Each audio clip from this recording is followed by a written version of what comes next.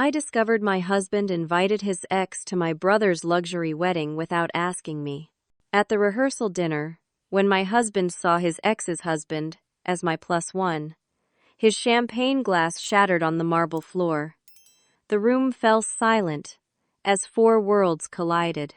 Everyone stared in disbelief as I calmly said, "Surprise, darling.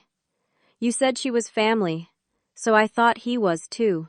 I never expected to fall in love with someone like Ethan Marshall. Growing up in a middle-class neighborhood in Westchester County, I was taught the value of hard work and integrity.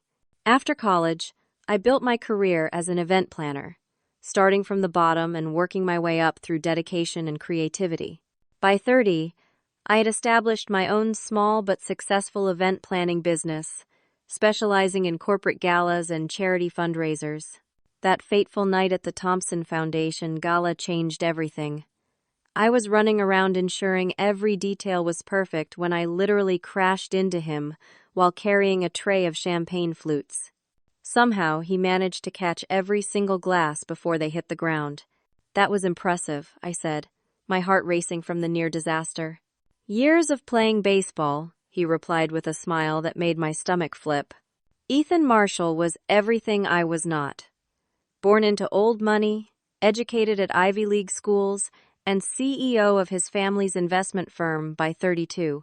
He moved through the world with an easy confidence that came from never having to worry about paying bills or impressing the right people.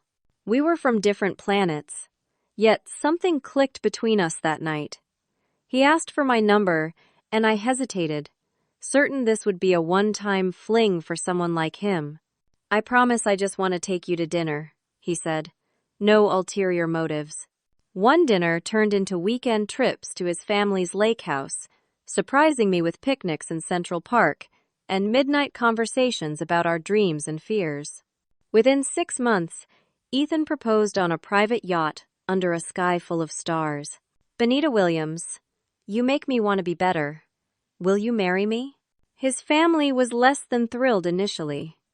His mother, Elizabeth, made subtle comments about my background and questioned whether I could adapt to their social circles. His father, Richard, interrogated me about my business, as if determining whether I was a gold digger. But I stood my ground, refused to be intimidated, and eventually won them over with my authenticity. Our wedding was like something from a fairy tale. 300 guests at the Marshall estate, flowers flown in from Holland, and a dress that cost more than my first car. Standing beside my brother Carson as my man of honor made everything complete. Carson had been my rock since our parents died when I was 23, and seeing his tears of joy as I said my vows meant everything. The first year of marriage felt like a dream. Ethan and I settled into a penthouse apartment with views of Central Park. I continued growing my business while adapting to the social obligations that came with the Marshall name. Ethan seemed proud to introduce me to his world, and I worked hard to fit in without losing myself. When Carson called to announce his engagement to Jessica Holt, daughter of a prominent hotel magnate, I was thrilled. My brother deserved happiness after sacrificing so much to help me after our parents died. Ethan and I immediately offered to help with wedding planning, leveraging my expertise and his connections. The first sign that something was wrong came about 8 months into our marriage. Ethan became increasingly protective of his phone, turning it face down when I entered a room and taking calls in private. I tried to ignore it, telling myself it was work, stress, or perhaps a surprise he was planning. Then came that Tuesday afternoon that changed everything. I needed to finalize some details for a corporate event, and my laptop was being repaired. Ethan had left his open on the kitchen counter before rushing to a meeting. "Feel free to use it," he had said casually on his way out. "My passwords are saved." I wasn't looking for anything. I had no reason to doubt him. But when I opened the email to send myself some documents, there it was a folder labeled simply A, with thousands of saved messages. The most recent, from just that morning.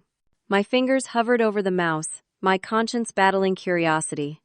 I should have closed it. I should have respected his privacy. But something pulled me to click. The first email I saw was from someone named Audrey Parker. Last night was incredible. I miss the way you hold me already. No one understands me like you do, E. No one ever has. The date stamp was from the previous night, when Ethan had claimed to be at a business dinner. My hands trembled as I scrolled through more messages, some going back years, even predating our relationship. Intimate conversations, shared memories, plans to meet. This wasn't just a recent development, this was an ongoing relationship that had never ended. When Ethan came home that evening, I was sitting on our living room sofa, still in my work clothes, my eyes red from crying. You went through my emails. His voice was cold, accusatory, as if I was the one who had done something wrong. I found them by accident, I said, my voice barely above a whisper. Who is Audrey? An old friend. He poured himself a scotch, not meeting my eyes. Nothing for you to worry about. Old friends don't talk about how incredible the previous night was when you were supposedly at a business dinner. His eyes narrowed.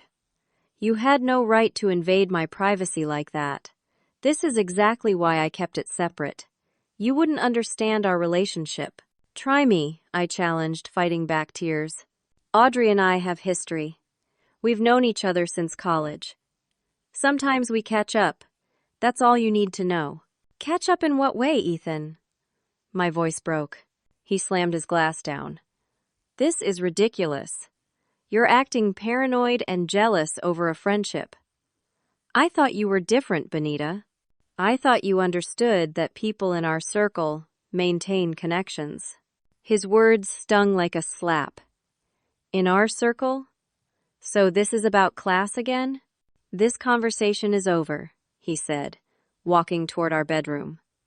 When you're ready to apologize for going through my personal communications, we can talk. I sat there, stunned by how quickly he had turned the situation around, making me the villain. Was I overreacting? Was this normal in his world? The doubt crept in, and I began to wonder if I was the one who needed to adjust my expectations. The next few weeks were tense. Ethan and I moved around each other like careful dancers, maintaining polite conversation but nothing more. I tried to be what I thought he wanted, a wife who didn't ask questions, who trusted implicitly. After all, he had chosen to marry me, not this Audrey person. That had to mean something, right? I threw myself into helping with Carson and Jessica's wedding preparations. Their ceremony was scheduled for August at the Holt family's Hamptons estate, a sprawling 10-acre property with private beach access and gardens that had been featured in architectural magazines. The wedding was expected to be the social event of the season, with over 400 guests, including celebrities and politicians. Carson noticed the strain between Ethan and me during a tasting session for the wedding menu. "You two okay?" he asked when Ethan excused himself to take a call. I forced a smile. Just busy with work. My brother knew me too well to buy it, but he didn't push. Instead, he squeezed my hand. "Whatever it is, remember that you deserve to be happy, B. Don't settle for less." Ethan's late nights at business meetings became more frequent. Sometimes he wouldn't come home until well after midnight, smelling of expensive perfume that wasn't mine. Each time I considered confronting him, I remembered how he had turned things around before, making me feel irrational and insecure. 6 weeks before the wedding, we attended a dinner party hosted by one of Ethan's college friends, Trevor Barnes. The evening started pleasantly enough, with flowing wine and conversations about summer plans and investments. Then Trevor, slightly drunk, began reminiscing. "Remember that spring break in Cabo?" he laughed, slapping Ethan's back. "You and Audrey disappeared for 2 days straight. We thought you'd eloped or something." The table fell awkwardly silent. Trevor's wife nudged him sharply. "What?" he asked, oblivious. Everyone knows about Ethan and Audrey's epic romance. They were the golden couple. I kept my smile frozen in place while my insides twisted. Ethan quickly changed the subject, but the damage was done. On the ride home, I finally found my voice. "So just an old friend, huh?" Ethan sighed heavily. "It was college, Benita. Ancient history. Strange that you never mentioned this epic romance before. Because it's not important, he snapped. I married you, didn't I? The question hung in the air. Yes, he had married me. But why? If Audrey was the love of his life as Trevor had implied, what was I? My insecurities deepened as Carson's wedding approached. I started comparing myself to the phantom of Audrey, wondering what she had that I lacked. Based on social media stalking, she was sophisticated, artistic, and moved in the same elite circles Ethan had grown up in. Each day, I felt more like an imposter in my own marriage. One Saturday morning, while Ethan played golf, I met with Carson and Jessica to finalize the seating arrangements for the reception. We spread the large chart across Jessica's dining table, moving name cards around to accommodate family dynamics and friendships. We've got the Marshall table here, Jessica said, pointing to a prime location near the dance floor. You, Ethan, his parents, and we had 2 spots left. I thought maybe your friend Taylor and her husband. I nodded, reaching for the cards to place them. Oh, wait, Jessica frowned, checking her tablet. Ethan already requested specific people for those seats. Someone named Audrey Parker and Daniel Coleman? He said they're close family friends. My hand froze midair. What? Carson looked up sharply, noticing my expression. He said you knew, Jessica continued, confusion crossing her face, that you had approved it weeks ago. The room seemed to tilt sideways. I've never heard those names before, I lied, not wanting to create drama. But if Ethan says they're important, then I'm sure it's fine. Carson wasn't fooled. After Jessica left to take a call, he pulled me into the kitchen. What's going on, Bea? You looked like you'd seen a ghost back there. I couldn't hold it in anymore. The emails, the late nights, the perfume, and now this. The story poured out of me, ending with tears I'd been holding back for weeks. That son of a bitch, Carson muttered when I finished. Want me to uninvite them? It's my wedding. I can do whatever I want. I shook my head. No, I need to handle this myself. I just don't understand why he wouldn't tell me himself. When I confronted Ethan that evening, his reaction was frustratingly dismissive. I forgot to mention it, he said with a shrug. Audrey and her husband Daniel are going to be in the Hamptons that weekend anyway. It made sense to include them. And you didn't think to discuss this with me first? He looked at me with something like pity. You're making something out of nothing, Benita. They're old friends attending a social event. This is exactly the kind of reaction I was trying to avoid by handling it myself. That night, as Ethan slept soundly beside me, I stared at the ceiling and wondered when I had become someone who doubted her own perceptions. Was I really overreacting? Or was Ethan manipulating the situation to make me feel crazy? One thing was becoming increasingly clear: this wasn't the marriage I had signed up for, and Carson's wedding was rapidly approaching, bringing with it a confrontation I was beginning to realize was inevitable. As June turned to July, I tried desperately to focus on being the supportive sister Carson needed. The wedding was only 3 weeks away, and final details required attention.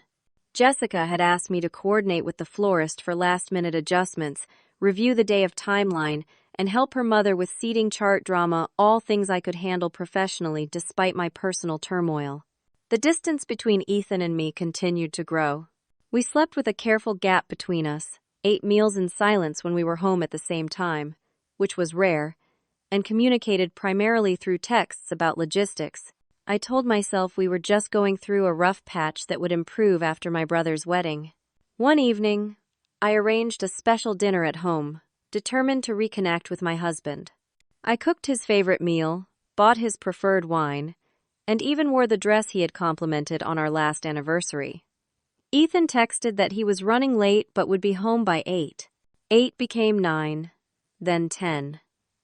At 11:30, I wrapped the cold food and went to bed alone. The Hamptons estate was buzzing with activity as the wedding week arrived. Florists, caterers, and decorators transformed the already beautiful property into something magical. White wooden chairs lined the lawn overlooking the ocean, Crystal chandeliers hung from the massive tent, and thousands of white roses and hydrangeas created a fairy tale atmosphere. Carson and Jessica had invited the wedding party and close family to stay at the estate for the entire week leading up to the ceremony. My brother had given Ethan and me one of the most beautiful guest suites, with a private balcony overlooking the water. Under different circumstances, it would have been romantic. The night before the rehearsal dinner, I woke around 2 in the morning to find Ethan's side of the bed empty. Assuming he might have gone downstairs for a drink or some air, I wrapped myself in a robe and went looking for him. The main house was quiet except for soft music coming from the library. As I approached, I could hear Ethan's voice, low and intimate. "I wish things were different," he was saying. "You know how I feel about you. That's never changed."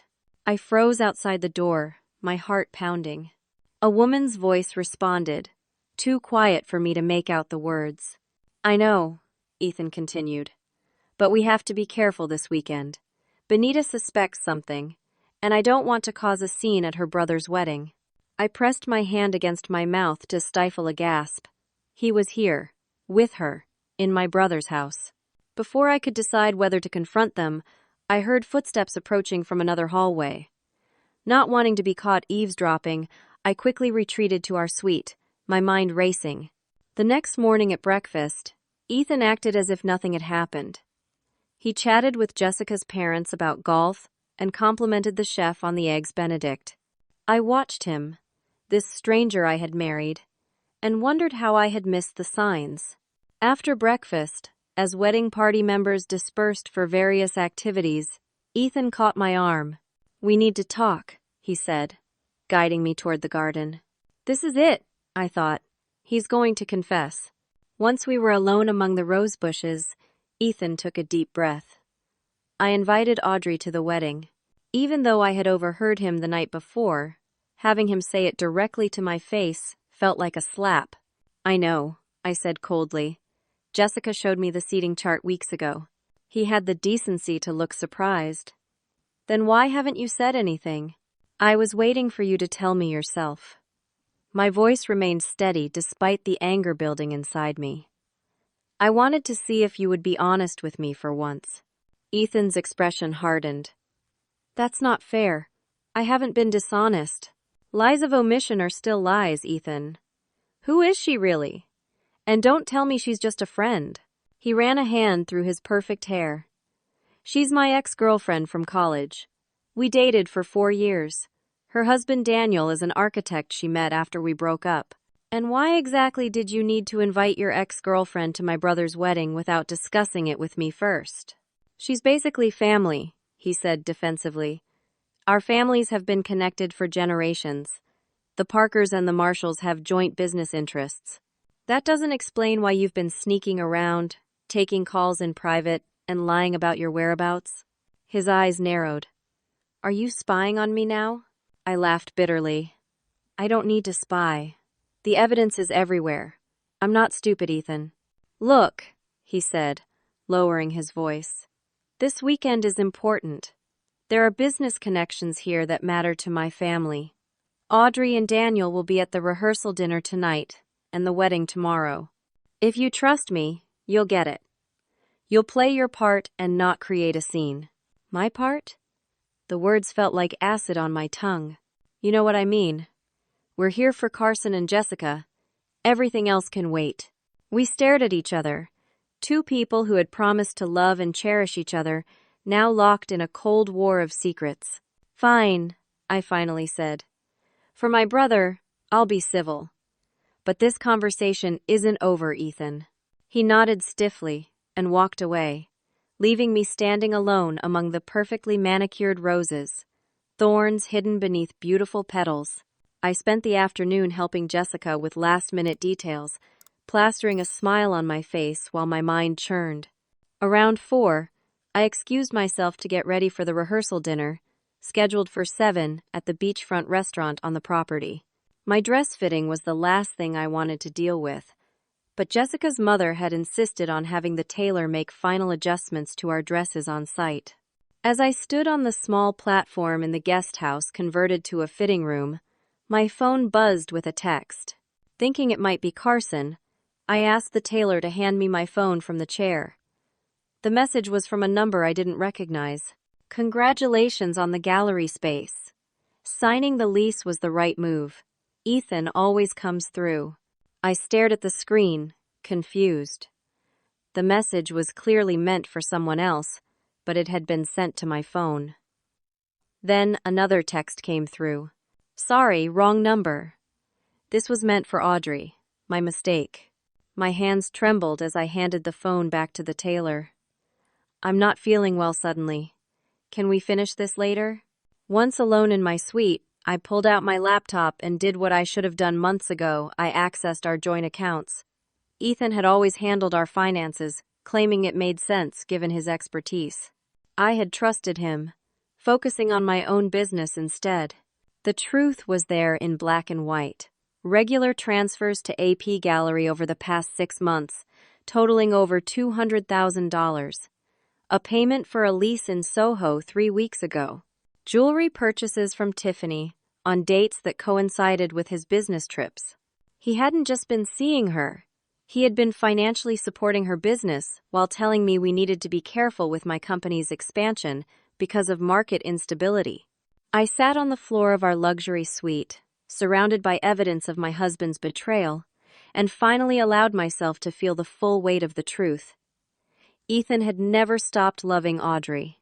I had been a convenient distraction, perhaps a business arrangement of some sort, but never the love of his life. The realization should have crushed me. Instead, something hardened inside me. The woman who had doubted herself, who had apologized for asking questions, who had tried to be the perfect wife, suddenly disappeared. In her place stood someone new. Someone who refused to be anyone's second choice. With 3 hours until the rehearsal dinner, I set aside my grief and embraced my anger. Anger was cleaner, more focused. It would get me through the weekend without breaking down. After that, I would allow myself to feel the full spectrum of emotions this betrayal warranted. I started by researching Audrey Parker online. Her Instagram profile showed a strikingly beautiful woman with dark hair and confident eyes.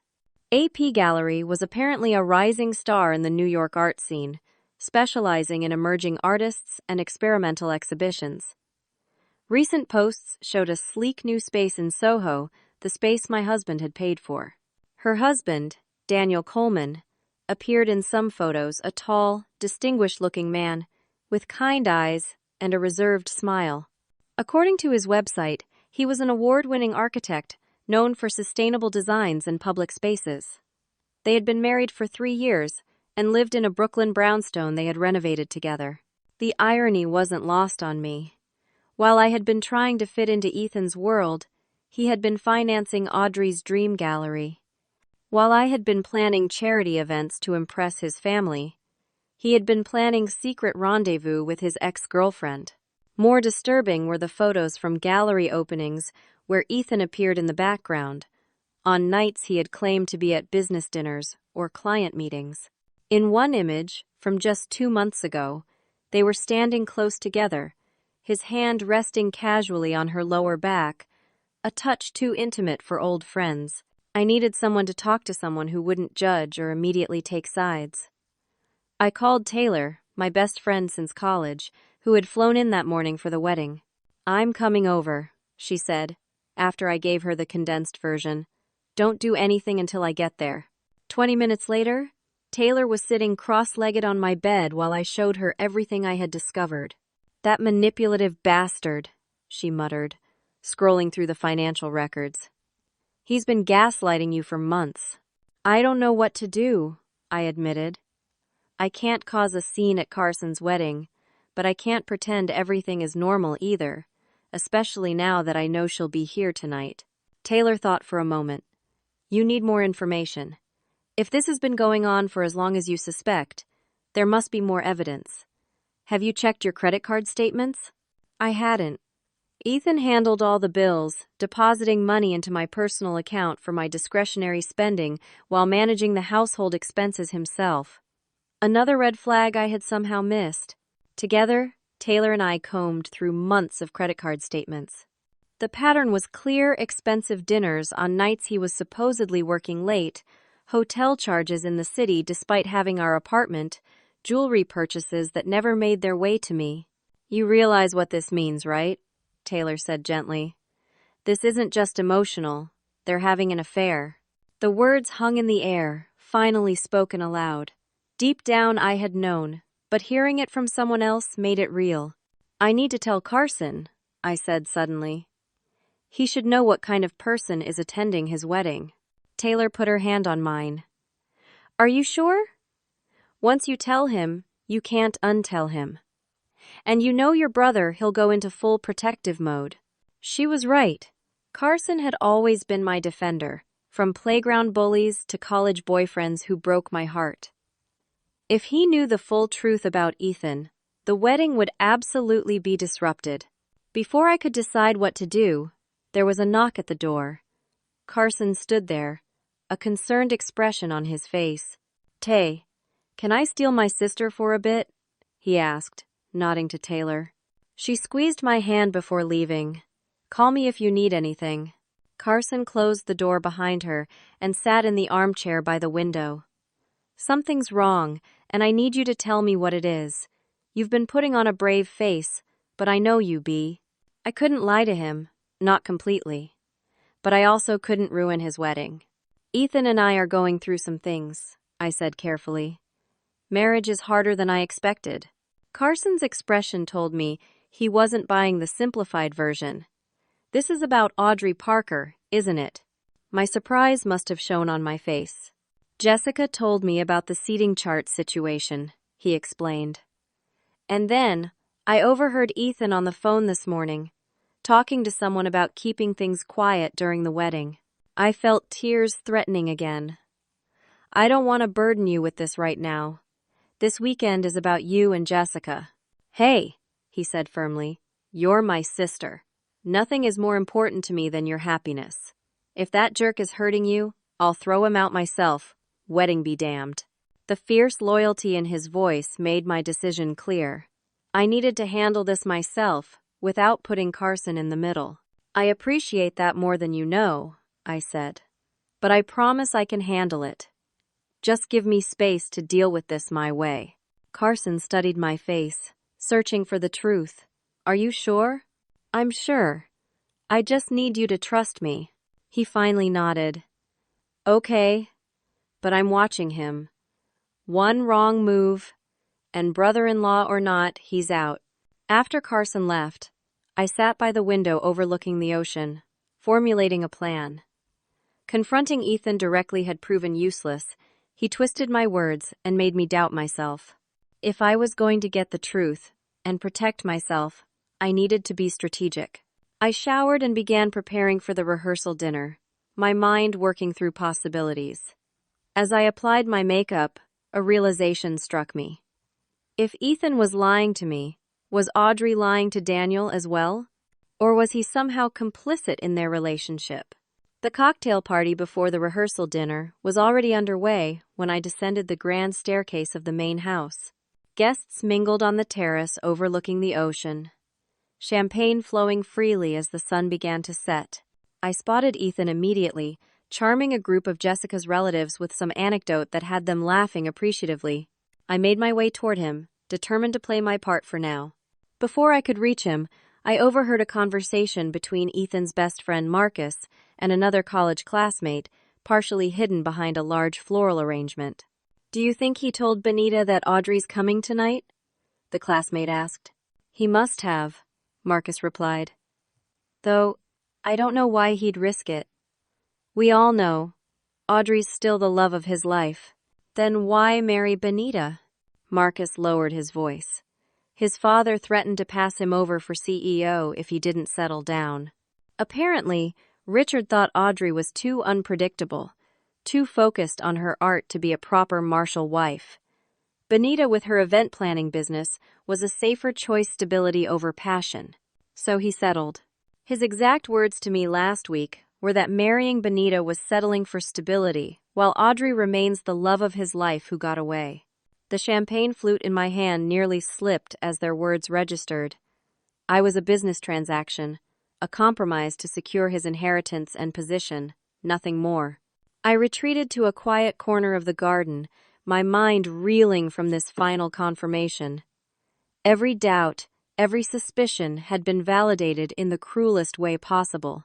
I wasn't paranoid or jealous. I had simply been blind to the truth that had been in front of me all along. As I stood there trying to compose myself, a server approached with a tray of champagne. "Mrs. Marshall? Your husband asked me to find you. The Parker Colemans have arrived." And there it was, the moment of truth. How would I face the woman my husband truly loved while pretending I knew nothing? How would I shake the hand of her husband, who might or might not know he was being betrayed? Taking a deep breath, I grabbed a fresh glass of champagne and turned toward the terrace doors. Whatever happened next, I would face it with dignity. Ethan Marshall had taken enough from me he wouldn't get my self-respect too. I took a moment to collect myself before returning to the party. The weight of Marcus's words still pressed on my chest, but I forced them aside. Now wasn't the time for emotional reactions. I needed to be calculated, observant, and most importantly, in control. My first glimpse of Audrey Parker in person confirmed what her photos had suggested. She was elegantly beautiful, with a confident poise that commanded attention. Her black cocktail dress was simple but obviously expensive, complemented by a single strand of pearls that I recognized from Ethan's recent credit card statement. Beside her stood Daniel Coleman, tall and distinguished in a well-tailored navy suit. His expression was warm as he greeted Jessica's parents, seemingly at ease in this gathering of strangers. I studied him from a distance, wondering if he was completely oblivious or somehow complicit in his wife's affair. Ethan spotted me and waved me over, his smile tight around the edges. "Darling, there you are. I'd like you to meet some old friends." I approached with a practiced smile, years of navigating social events as both planner and guest, serving me well in this moment of supreme acting. "Benita, this is Audrey Parker and her husband, Daniel Coleman. Audrey and I went to college together, and Daniel is one of the most talented architects in the city." Audrey extended her hand, her grip firm and cool. "Ethan has told us so much about you. It's lovely to finally meet." The irony of her words wasn't lost on me. Ethan had told her about me, while keeping her a secret from me until absolutely necessary. "Likewise," I replied, shaking Daniel's hand. "Next, I've heard your firm is doing incredible work with sustainable public spaces." Daniel seemed genuinely pleased by my knowledge of his work. "That's kind of you to say. It's a passion project more than anything." Conversation flowed with practiced ease, all of us playing our parts in this sophisticated charade. I watched for signs, small tells that might reveal the true nature of Ethan and Audrey's relationship. They were careful, maintaining appropriate distance, but I caught the lingering glances, the way Ethan's eyes followed her when she moved, the slight brush of fingers when he handed her a fresh drink. Daniel seemed intelligent and perceptive, yet showed no signs of suspicion. Either he was an excellent actor himself, or he truly had no idea about his wife's infidelity. After 15 minutes of surface-level pleasantries, I excused myself to check on some details with the wedding planner. Instead, I found a quiet alcove and called Taylor. "They're here," I whispered, "and you should see the necklace she's wearing. $3,000 of Ethan's money around her neck." "What's your plan?" Taylor asked, besides slowly poisoning his champagne. Despite everything, I laughed. "No prison time, please. I need something more subtle but equally effective. You could expose them right now. Make a scene." I shook my head, though she couldn't see me. "No, that would only hurt Carson and Jessica. And honestly, public humiliation feels too easy. I want him to understand exactly what he's losing." "So, what are you thinking?" "I'm not sure yet, but I need to know if Daniel is aware of what's happening. If he's being deceived too, maybe we have something in common." The rehearsal proceeded smoothly, everyone playing their assigned roles both in the wedding party and in the larger drama unfolding beneath the surface. I stood beside Carson as his attendant, while Ethan sat with the other guests, conveniently placed near Audrey and Daniel. During the rehearsal dinner, I made a point to circulate, speaking with everyone but spending minimal time with Ethan. When dessert was served, I found myself seated next to Daniel, while our spouses were engaged in conversation across the room. "Beautiful evening," he commented, gazing out at the moonlit ocean. "Jessica's family has an incredible property here." "They do," I agreed. "Have you done any architectural work in the Hamptons?" This launched Daniel into a passionate discussion of regional design influences and historical preservation. I listened with genuine interest, finding him thoughtful and articulate. As we talked, I carefully steered the conversation toward personal topics. "How did you and Audrey meet?" I asked innocently. Daniel's face softened. "At a charity auction for urban green spaces. She outbid me for a painting I wanted, then offered to let me visit it at her gallery any time. I was there the next day, and we've been together ever since." "That's lovely. How long have you been married now?" 3 years in October." He glanced across the room at his wife. "Best decision I ever made." The sincerity in his voice confirmed my suspicions. He had no idea about Ethan and Audrey. The realization filled me with a strange sense of solidarity. He was being betrayed just as I was.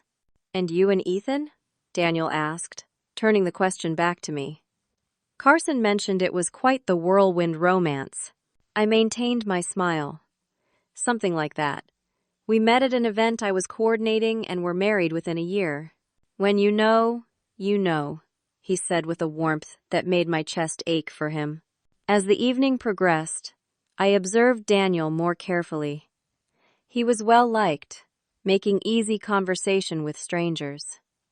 He spoke about Audrey with genuine pride and affection, and most tellingly, he seemed completely trusting of her frequent absences to catch up with old friends or check on gallery matters via phone. By the end of the dinner, I had made my decision. After the last guests had departed for their rooms, I approached Daniel as he waited for Audrey to finish a conversation with Ethan's mother. "I'd love to hear more about your sustainable design work," I said. "Perhaps we could grab coffee tomorrow morning.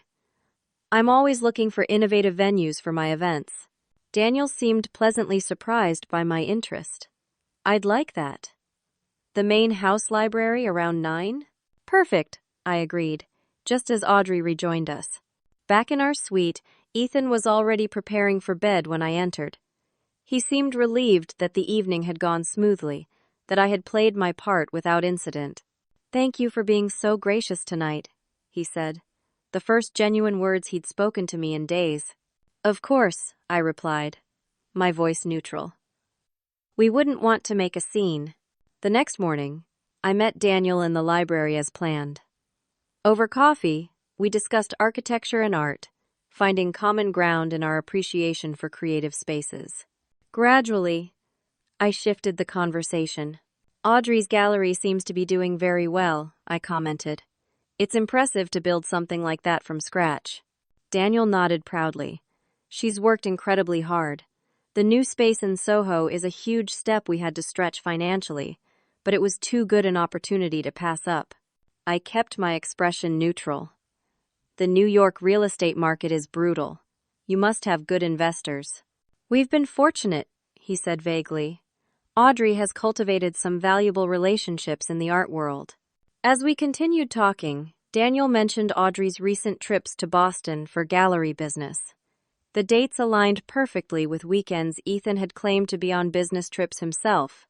When Daniel mentioned an upcoming opening that would keep Audrey busy during an upcoming charity gala, I was planning the same gala Ethan had suddenly announced he couldn't attend. The picture became crystal clear. They had been coordinating their lives, creating matching alibis to spend time together while keeping their spouses in the dark. "Is everything okay?" Daniel asked, noticing my expression. I quickly recovered.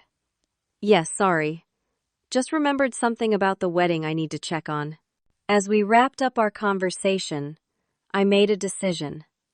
Daniel deserved to know the truth, just as I did. But revealing it now would only cause chaos at my brother's wedding. There had to be a better way, a more strategic approach that would give both of us the dignity we deserved. An idea began forming in my mind. If Ethan could invite his lover to my brother's wedding without consulting me, perhaps it was time I took a similar liberty. "Daniel," I said, as we prepared to leave the library, "would you be interested in accompanying me to the cocktail hour before tonight's reception?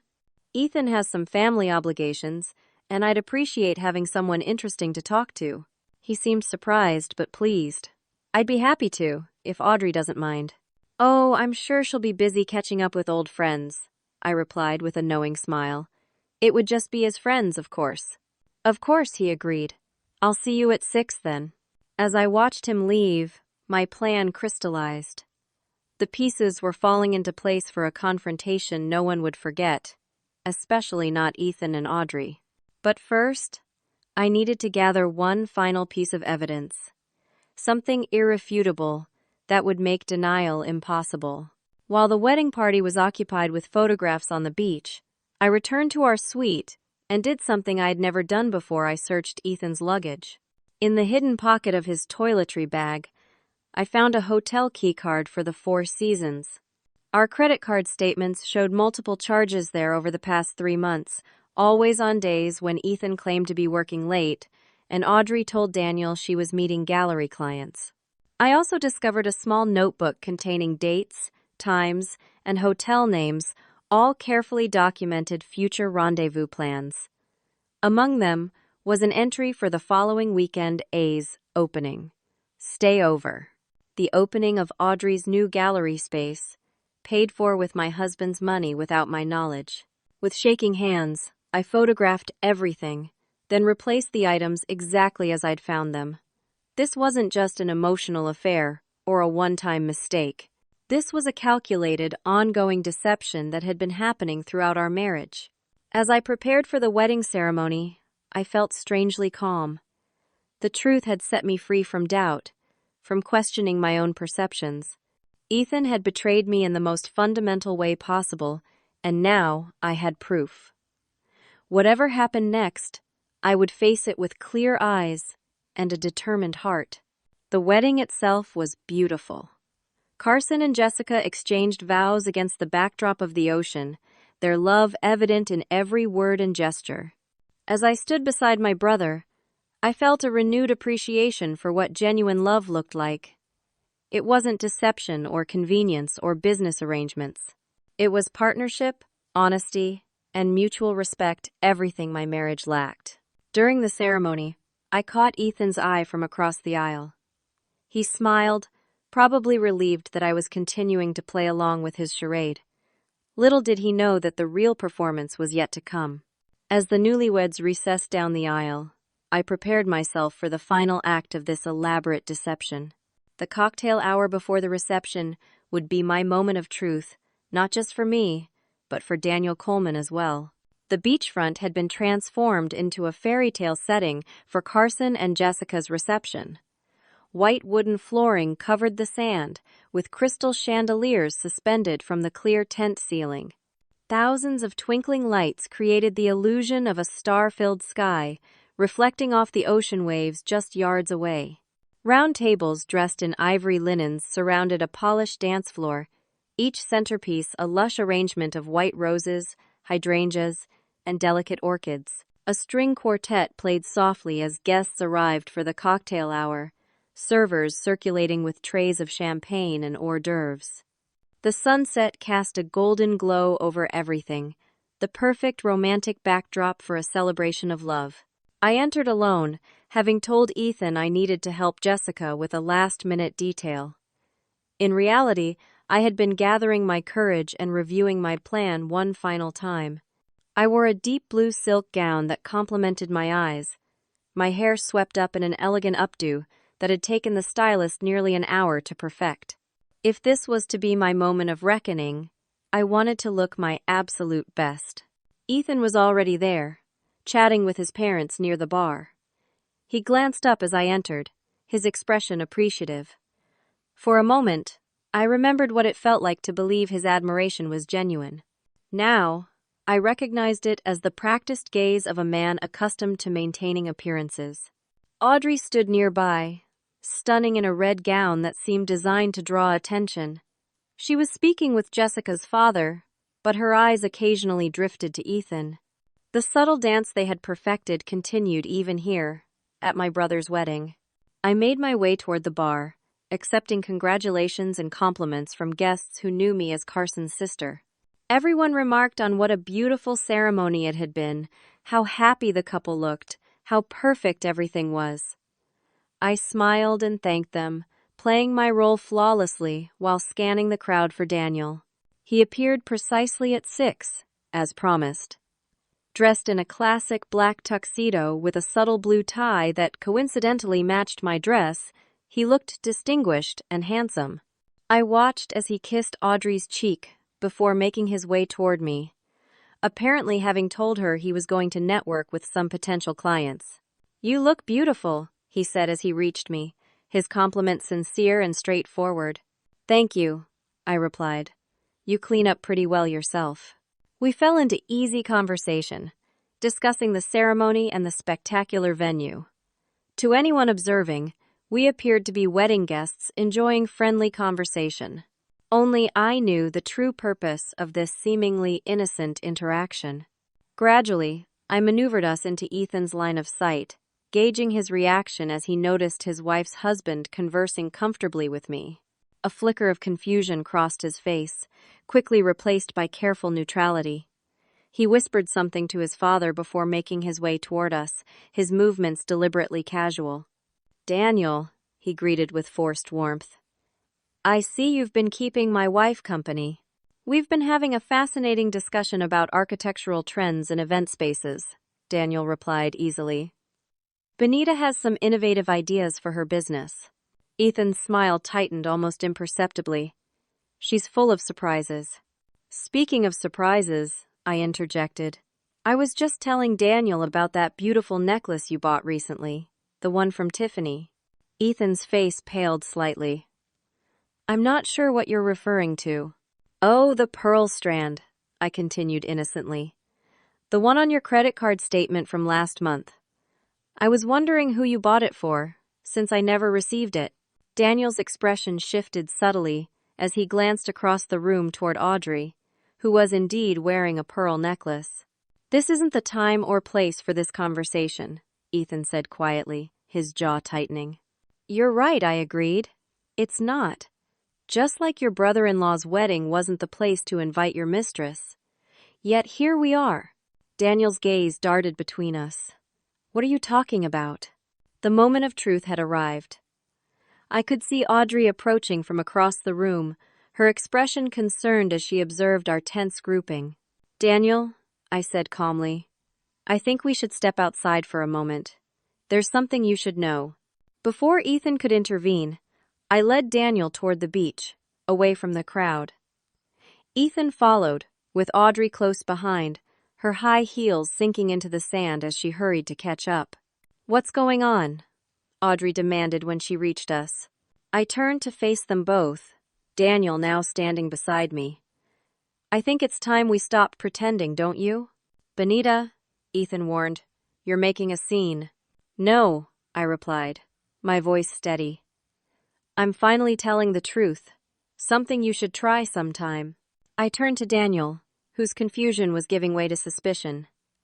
"Daniel, I'm sorry to be the one to tell you this, but our spouses have been having an affair." The words hung in the air like the moment before a thunderclap.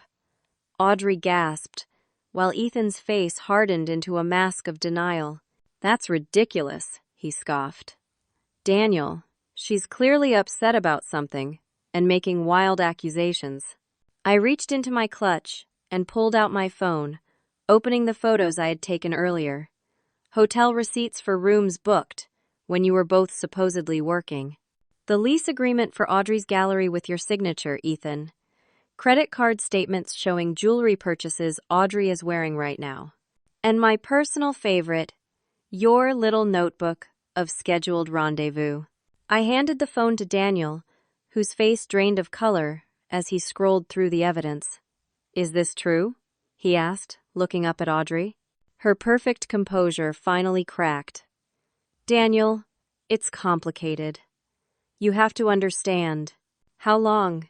he interrupted, his voice low but intense. Silence stretched between them. Finally, Ethan spoke. "It's not what you think." "Really?" I laughed bitterly. "Because I think it's exactly what it appears to be. You never stopped seeing each other, did you? Even after you married us." Ethan reached for my arm, but I stepped back. "Benita, please, let's discuss this privately. Like you discussed inviting her to my brother's wedding? Or financing her gallery with our money? Or the fact that you told Marcus that marrying me was settling for stability while she remains the love of your life?" His eyes widened at the last part. He hadn't known I'd overheard that particular conversation. I turned to Daniel, whose composed exterior was crumbling. "I'm sorry you had to find out this way, but I thought you deserved to know the truth, just as I did." Daniel nodded slowly, his eyes never leaving Audrey's face. "Thank you for your honesty. It appears to be in short supply these days." The tension was broken by the sound of glass shattering. We all turned to see Ethan's champagne flute in pieces on the wooden floor extension that reached onto the beach. His hand was still frozen in the position of holding it, his expression one of shock, as he stared at something behind me. I followed his gaze to see Carson standing there, having apparently witnessed the entire confrontation. "Everything okay out here?" my brother asked, his voice deceptively calm. "Just clearing the air," I replied, suddenly aware that we might be drawing attention. Carson's eyes narrowed as he looked between Ethan and Audrey. "Should I ask what's going on, or would I want to hurt someone if I knew?" "The latter," Daniel said quietly. "I see." Carson stepped closer to me. "B, you okay?" I nodded. "I will be." The momentary pause gave me the opportunity to take control of the situation. I turned to the group, my voice low but firm. "Here's what's going to happen. We're all going to return to the reception and act like adults for the remainder of my brother's wedding. Tomorrow, we'll deal with the fallout. But tonight isn't about us or our failed marriages." I looked directly at Ethan. "You wanted me to play my part? Fine. I'll play it one last time. For Carson and Jessica." Without waiting for a response, I linked my arm through my brother's and walked back toward the reception. Behind us, I heard hurried whispers and the sound of Audrey's heels clicking rapidly away, presumably with Daniel following. Carson squeezed my arm. "Whatever he did, I'll kill him." "No need," I replied calmly. "I've got this handled." "Are you sure?" "Because I'm pretty sure I just witnessed some serious marital drama." I forced a smile. "Nothing that can't wait until tomorrow. Tonight is about you and Jessica." As we re-entered the reception area, I spotted Ethan at the bar, downing what appeared to be a scotch. Audrey and Daniel were nowhere to be seen. Good. They could have their own reckoning in private. The evening proceeded with forced normalcy. I danced with Carson for the sibling dance, gave my speech about brotherly love and new beginnings, and even managed to smile for photographs. To anyone unaware of the drama that had unfolded on the beach, I appeared to be a happy sister celebrating her brother's marriage. Only Taylor, who had witnessed my brief conversation with Ethan upon his return, knew something significant had happened. "Did you do it?" she whispered as we watched the first dance. "I did," I confirmed, and it was more satisfying than I expected. As the night wore on, I maintained my distance from Ethan, who seemed to be drinking more heavily than usual. Around midnight, as the reception was winding down, he approached me on the dance floor. "We need to talk," he said, his words slightly slurred. "Not now." "Yes, now." He grabbed my wrist, harder than necessary. I looked pointedly at his hand until he released me. "Tomorrow, Ethan. When you're sober, and I'm less likely to say something I'll regret." "You had no right to ambush me like that," he hissed. "Do you have any idea what you've done?" "Expose the truth?" I suggested. Something you seemed incapable of doing. His expression darkened. This isn't over. You're right about that, I agreed. But for now, I've said everything I needed to say. I walked away, leaving him standing alone on the dance floor. As I made my exit, I caught sight of Daniel sitting alone at a table, staring into a glass of untouched whiskey. Our eyes met briefly, a moment of shared understanding passing between us. We had both been deceived by the people we trusted most, but we had survived the revelation. What came next would be up to us. Back in my suite, which I had already arranged to have moved to a different room from Ethan's, I finally allowed myself to feel the full impact of the evening. The anger, hurt, betrayal, and strangely, relief all washed over me in waves. I had stood up for myself, refused to be gaslit any longer, and taken control of my narrative. Tomorrow would bring difficult conversations and decisions, but for tonight, I had won a small victory. I had given Ethan exactly what he deserved, a priceless lesson in consequences. The morning after the wedding dawned bright and clear, the ocean calm as if the emotional storm of the previous night had never happened. I woke early in my new suite, having slept better than I had in months. The weight of suspicion and doubt had been replaced by the clarity of confirmed truth and the determination to move forward. Carson and Jessica were leaving for their honeymoon in Bali, so I made sure to see them off, maintaining the facade of normalcy for their sake. My brother pulled me aside before they departed. "You sure you're okay?" he asked, concern evident in his eyes. "I can postpone the trip if you need me." I shook my head firmly. "Absolutely not. You and Jessica deserve your honeymoon. I've got this handled." "Whatever this is," he said with a knowing look. "Just promise you'll call if you need anything." "I promise," I assured him, hugging him tightly. "Now go be disgustingly happy with your gorgeous wife." After they left, I returned to my suite to prepare for the inevitable confrontation with Ethan. I had received a text from him asking to meet privately in the garden at noon. Part of me wanted to refuse, to make him wait until we returned to the city, but another part wanted closure before leaving this chapter of my life behind. At precisely noon, I walked into the estate's rose garden, dressed in a simple white sundress that made me feel armored somehow. Ethan was already there, sitting on a stone bench, his posture rigid with tension. He looked up as I approached, and I noticed the dark circles under his eyes, evidence of a sleepless night. "Thank you for coming," he said formally, as if we were business associates rather than husband and wife. I remained standing, maintaining both physical and emotional distance. "You wanted to talk. So talk." Ethan sighed heavily. "What happened last night was unfortunate." "Unfortunate?" I repeated incredulously. "That's your takeaway from being exposed as a cheater and a liar?" "I never meant to hurt you," he said, running a hand through his disheveled hair. "Things with Audrey are complicated. They always have been." "No, Ethan. They're actually quite simple. You never stopped loving her. You married me for convenience, for stability, for your father's approval. And you've been lying to me our entire relationship." He didn't deny it, which was perhaps the most honest thing he'd done in our marriage. "What do you want?" he finally asked. "Money? The apartment? Name your price." His reduction of our marriage to a business transaction felt like the final insult. "Is that really how you see this? As a negotiation?" "I'm trying to be practical," he said defensively. "We can handle this discreetly, without lawyers and publicity." I laughed, a sharp sound without humor. "Of course. Heaven forbid the Marshall name be tarnished by scandal. Benita, please. We can work something out that benefits us both." I studied him. This man I had once believed loved me, and felt nothing but pity. "You still don't get it, do you? This isn't about money or property. This is about respect, honesty, and basic human decency, all things you failed to show me."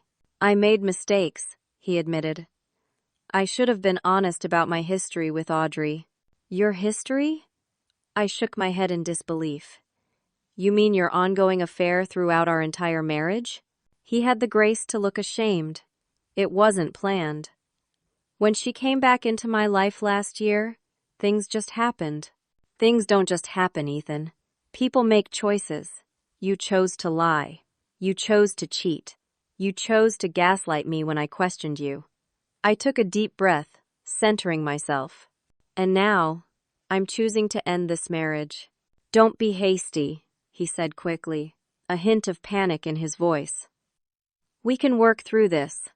Couples therapy, a fresh start somewhere new. Why would you even want that? I asked, genuinely curious. You don't love me. You never did. That's not true, he protested weakly. I care about you. But you love her, I stated simply. You always have. His silence was confirmation enough. Here's what's going to happen, I said, my voice steady and determined. I've already contacted a lawyer. Divorce papers will be ready when we return to the city. I don't want a prolonged battle. But I will not be shortchanged or silenced. What are your terms? He asked, reverting to business mode. Full disclosure of all financial assets, including those you've hidden.